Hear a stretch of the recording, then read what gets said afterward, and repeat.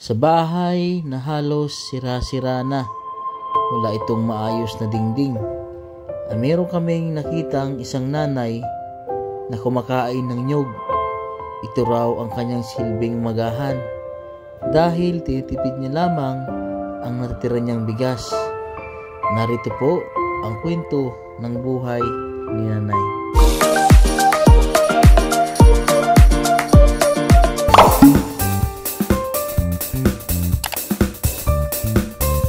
Good morning po sa inyo lahat po mga kabayan. Ngayon po andito po tayo sa Barangay Camplora, Sitio Tamnaw Gamay. Andito po tayo sa Kasagingan at mayroon po tayong pupuntahang isang pamilya po dito na nakatira. Ayan. Ay, maraming salamat po sa mga bagong viewers po natin dito sa San Andres, Quezon. Ayan, shout out po sa inyo lahat. At sa aking kapartner po ngayon na si Ate Eleanor na po dahil ang kanyang asawa na si Kuya JC ay nasa trabaho. So halinihinan po ang dalawa. Yan, so medyo ako po ay napilay dahil nung ang pag-akit nga po namin sa bundok ako po ay nadulas. Yan, dito na po tayo sa bahay nila nanay. So ito po ang bahay po ni nanay, mga kababayan. Yan, basta ito sir baka si nanay. Tao po, dito tayo kila nanay. So si nanay kumakain po siya ng nyog. Pwede pong papasok, nay? Opo. Tara po si nanay ng nyog. Lagi lang natin dito. Kamusta naman po kayo dito, nay? Ha? Nagkakayas ng dahon ng nyog. Dahon ng nyog. Ayan. Ito po ang pagkain nyo ngayon, nay? Opo, ito yung pagkain ko ngayon. Umaga? Oo. Walang pambiling ulam. Opo. May kanin. Sausaw sa asin. Opo. Inisip ko, unahin ko muna to. Para Ngayon, mayroon po kayong sinaing po ngayon. meron. Ano po ang... may sinaing po kayo. Yan po ang... Ang ulam nyo po. Ano po ang ulam nyo? Wala. Wala nga po. Kaya ito muna po ang inuna nyo. Kung magustuhan na magsandok ng kanin at magkayod ng nyog. Opo. Para yun iulam. Yun po ang inuulam nyo dito. Yan lang naman po ang magiging diskarte natin sa kahirapan. Alang anong ipilit natin yung ating buhay. Mangutang ka na mangutang, wala namang magtitiwala sa iyo. Opo. Kasi ano bang makautang ka ng 30 pesos, iniisip nun. Opo. Anong ibabayad dito? Opo. So ano Kaya, po ang hanap buhay nyo dito, nay? magkakayas lang ako ng tingting. Tingting. Kakayas din po kayo ng tingting.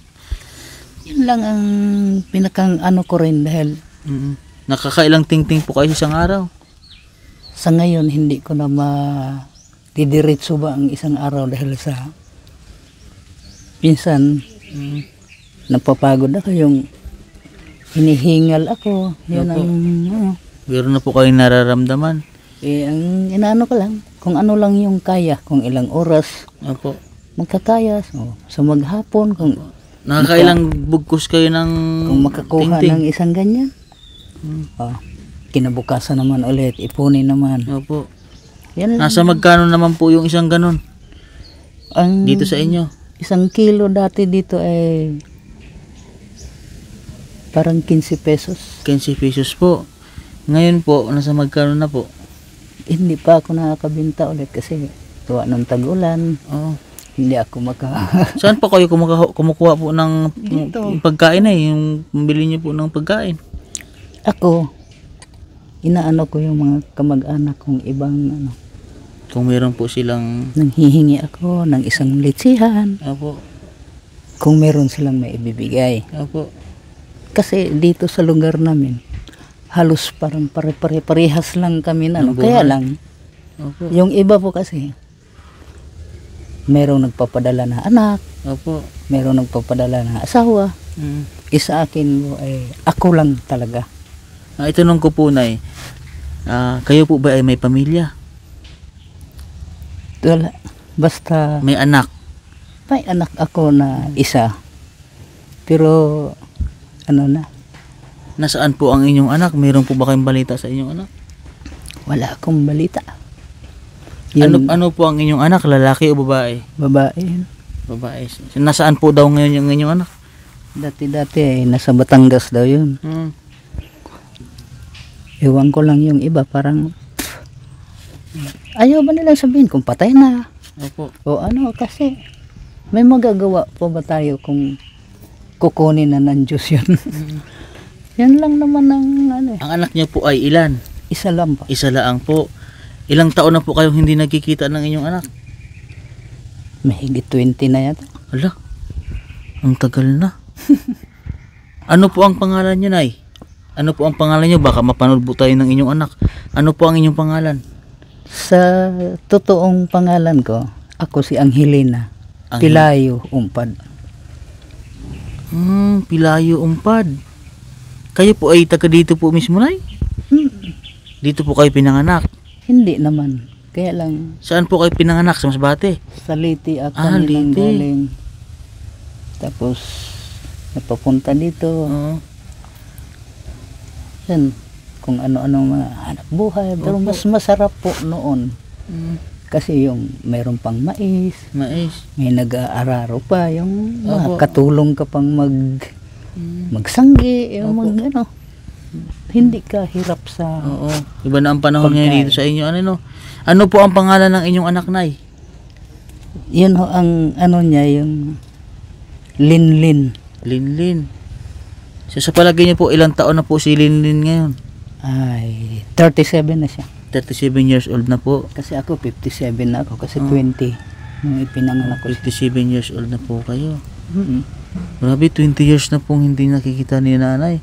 So, naghiwalay po kayo ng anak nyo? Ay, ilang taon lang po kayo noon? Ano naman yun, kasi nagtatrabaho ako sa Maynila. Opo. Ay, dito, iniwan ko siya sa tiyahin namin. Opo. Kasi hindi siya tanggap nung tatay ko.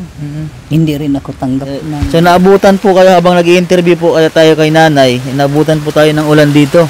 So, paano po pag nagantunay na pag umuulan po na malakas katulad po ngayon? Dito lang po ako.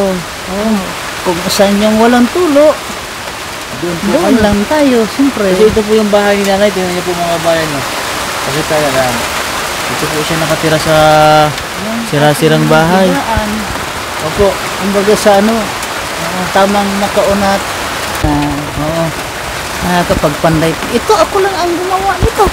Ikaw lang po ang gumawa itong bahay niyo. Oo. Madami po. Pero, Ay, yung mga kamusta naman po inyong buhay ng mga pamangkin nyo na tinutulungan nyo dati? may mga trabaho naman siya. Natulungan niyo po sila. Pati, simula sa magulang nila, hanggang sa sila mag-aral, hindi man sabihin sa malaking school sila nag-aral. Kasi yung panahon mga 90s, Opo. ang 500 kasi napakahalaga. Opo. Malaking palahaga na po yun. Pero, nakiusap lang ako sa kanila na kahit tig-200 man lang. Natitiis po nila na ganito po ang inyong kalagayan.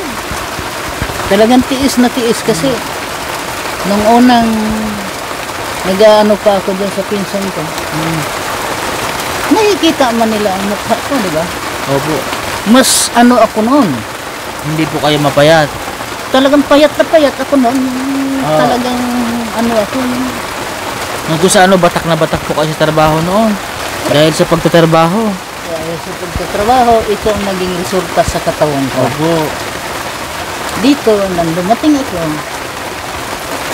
hindi man dapat sana ako magpapasa ng mga kahoy na Opo, opo. ganito kalalaki. Oo. Ano pong ginagawa niyo sa kahoy? Inuuling ko yan.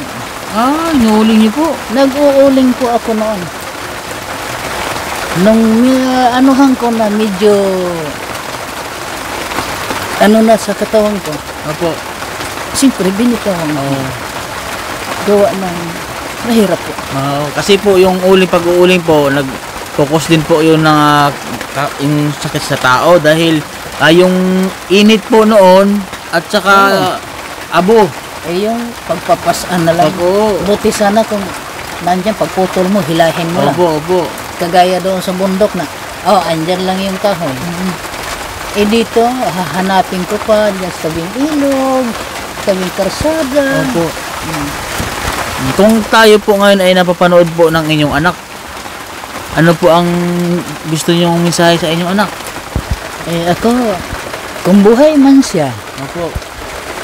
sana bigyan niya ng halaga. Hindi man ako sabihing manghihingi ng milyones sa kanya. Opo. Ang inaano ko lang, tulungan niya ako kung buhay pa rin din siya. Opo. Sa palagay niyo po, meron na po kaya kayong mga apo doon? Sana nga kung merong ano. Kasi lahat naman tayo ay nangangarap ng mga ganong ano. Kaya sabi ko, kung nasaan ka man, nung unang ano dito, inaano nila ako sa Facebook. Opo. Nag-ano ako. Pero walang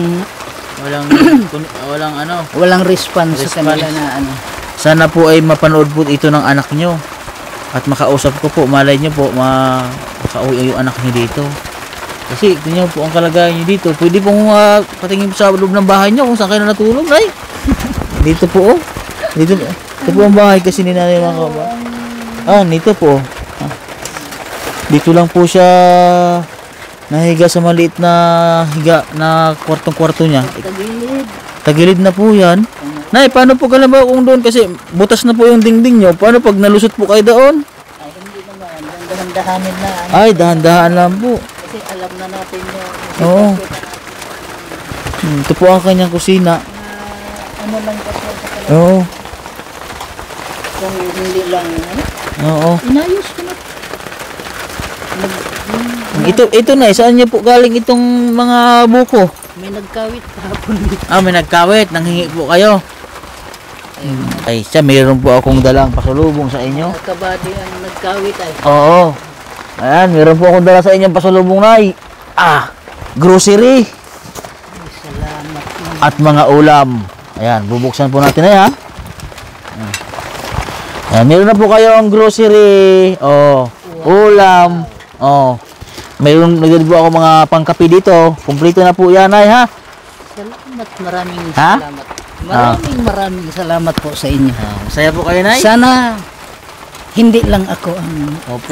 maanuhan ninyo para lumago yung Opo. inyong pagbablog kasi parang kahit wala akong cellphone Opo. ang saya daw ng nagbablog na ano niya, mayroong ano ba? Opo. So sabi ko, sana maano sila na mayroong pa silang makitang Dasal po tayo na marami po tayong matulungan dito sa Nandes, Quezon. Apo, Nay, ha? So, pasensya na at naabala po namin kayo, Nay. Hindi po abala. Opo. Hindi po abala ang nangyayari ngayon. Oo. At, Na ano yung dibdib ko sa saya. dala ninyo. Oo, masayang-masaya, Nay. So sobrang saya na Hindi niyo po akalain na mayroong darating na biyaya sa inyo? hindi ko akalain. Oo. Meron palang Blessing. blessing na bigla na lang Oo. dadating Para sa inyo. para sa akin. Ayan. So, masaya ang nanay. So, ito po, ilagay na po natin dito, Nay. So, ayan po mga kababayan. At ito po ay si Nanay Lina po. Sa mga nais po magbigay po ng tulong kay Nanay Lina, ay mag-message lang po kayo sa aking Facebook page, Mastering Ring Channel po. Ini amount po na inyong ibibigay para po kay Nanay Lina ay malaking tulong po yun para sa kanya, lalong-lalo na po sa pangangailangan niya dito sa bahay. At sana po pagdasal po natin na mapanood po ito ng kanyang anak para makita niya po kung ano po ang kalagayan ng kanyang mama. So ayan po mga kabayan, sa ating sponsor po ng nagbibigay tulong po sa ating mga kabayan, kay Ma'am Pasita Indlisa Endilia sa Bulusan Sister po. Maraming salamat po sa inyo at kay Ma'am Intiis po, kay Tita Rowena Rui, Erna po from Australia at sa ating mga anonymous from California.